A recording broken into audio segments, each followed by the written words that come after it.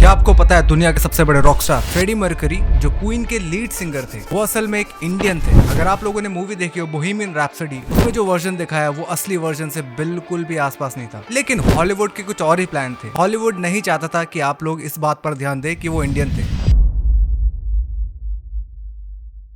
Freddie Mercury जो आज के टाइम पे एक लेजेंड माने जाते हैं, उनका रियल नेम फारूक बुलसरा था। उनका जन्म ज़ंजीबर में हुआ था, लेकिन जो उनके रूट्स है वो गुजरात के थे और एक एंशिएंट कम्युनिटी से बिलोंग करते थे जो क्रिश्चियनिटी से पहले से है, जिन्हें पारसी कहते हैं।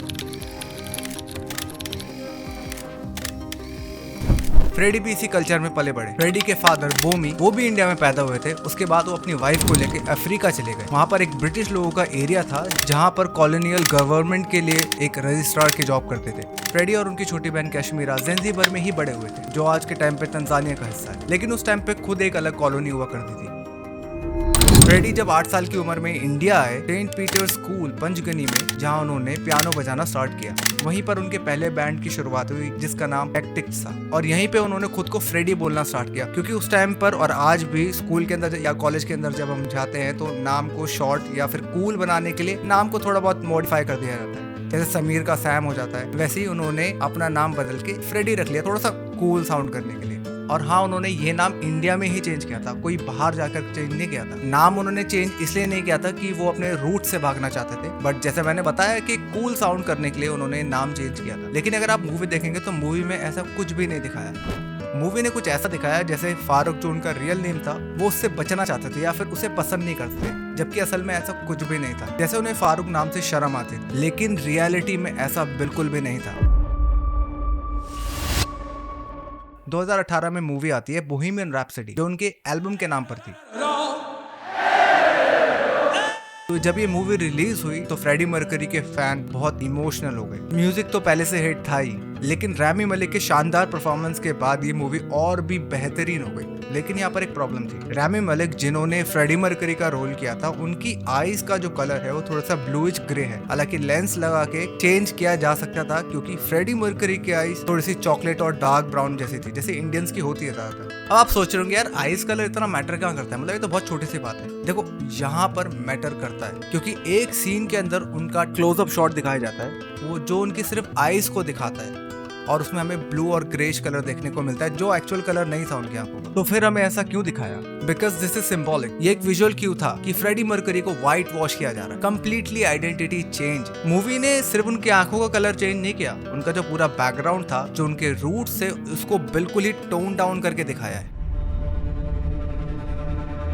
उनके इंडिया का चाइल्डहुड तो मतलब मेरे को ऐसा देखने को मिला ही नहीं। उसके अंदर एक लाइन में रैप अप कर दिया उन्होंने। हाल ही में कुछ मूवीज आई थी जैसे बेटर मैन और एल्विस प्रीस्ले, इन दोनों मूवी के अंदर इनका चाइल्डहुड भी दिखाया है, इनके एक आइकन या लेजेंड बने था। लेकिन इस मूवी के अंदर एक चिंपैंजी को दिखाया as a Robbie Williams, like a creative choice. Chimpanzee बनानी, तो उसके अंदर उन लोगों का चाइल्डहुड बहुत अच्छे से दिखाया है, जिससे हमें स्टोरी समझ आती है। जस्ट बिकॉज यहाँ पे फ्रेडी इंडियन थे इसलिए उनका चाइल्डहुड हमें नहीं दिखाया, ताकि हम इंडियंस लोग ये रिलेट ना कर पाए कि वो एक इंडियन थे जिन्होंने बाहर कंट्री में जाके अपना नाम रोशन किया, अपना नाम इतना बड़ा बना दिया। और इस मूवी के अंदर उनकी फैमिली का इन्फ्लुएंस भी बहुत ही ना के बराबर था। मूवी ने ये ऐसा दिखाया कि फ्रेडी को अपनी इंडियन आइडेंटिटी से थोड़ी सी शर्म आती।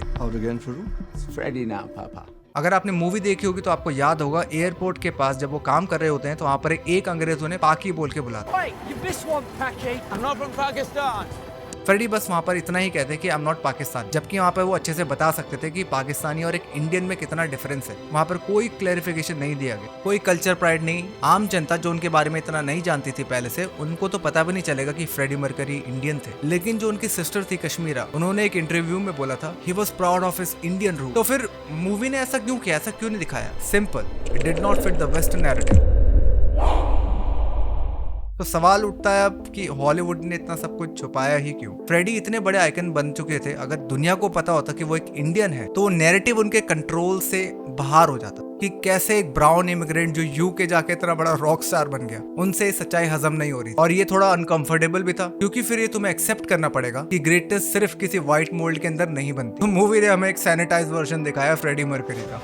जिसमें फ्रेडी ब्रिटिश था, देखने में तो ऐसा ही लगा। और जो रैमी मलिक है, जो बहुत ही बेहतरीन एक्टर है जिन्होंने फ्रेडी मर्क्यूरी का रोल किया था, वो खुद कहते हैं कि हॉलीवुड उनकी एथनिसिटी को कंफ्यूज करता रहता है। बट इस वीडियो का फायदा क्या है? अगर ये वीडियो मैंने बनाई है तो क्यों बनाई है? देखिए, मैं ये बताना चाहता हूँ कि हॉलीवुड कैसे हमें मैनिपुलेट करता है। खासकर इंडियन के ऊपर कोई मूवी बनती है जो कि बड़ी ग्रेटेस्ट हिट हो, तो उसको व्हाइट वॉश कर दिया जाता है कंप्लीटली, ताकि आप और हम जैसे लोग रिलेट ही ना कर पाए कि वो इंडियन थे। फ्रेडी मर्क्यूरी सिर्फ एक लेजेंडरी आइकन नहीं थे, वो इंडियन भी थे। ईस्ट के होते हुए उन्होंने अपने टैलेंट के बलबूते पे में अपना नाम कर दिया था। तो दोस्तों, अगर ये वीडियो आपको थोड़ी बहुत भी पसंद आई हो तो अपने दोस्तों के साथ शेयर करिए, और इसी तरह की वीडियो देखने के लिए चैनल को सब्सक्राइब कर देना और बेल आइकन दबा देना, ताकि जब भी मैं नेक्स्ट वीडियो लेके आऊं इसी तरह के टॉपिक्स पर, तो आपको वीडियो आराम से देखने को मिल जाए और सबसे पहले देखने को मिले। और हाँ, कमेंट सेक्शन में बताओ कि आपको पहले पता था कि वो इंडियन है, और कमेंट में ये भी बताइए कि आपने मूवी अभी तक देखी है या नहीं। तो मिलते हैं एक नई वीडियो में, तब तक के लिए साइनिंग आउट।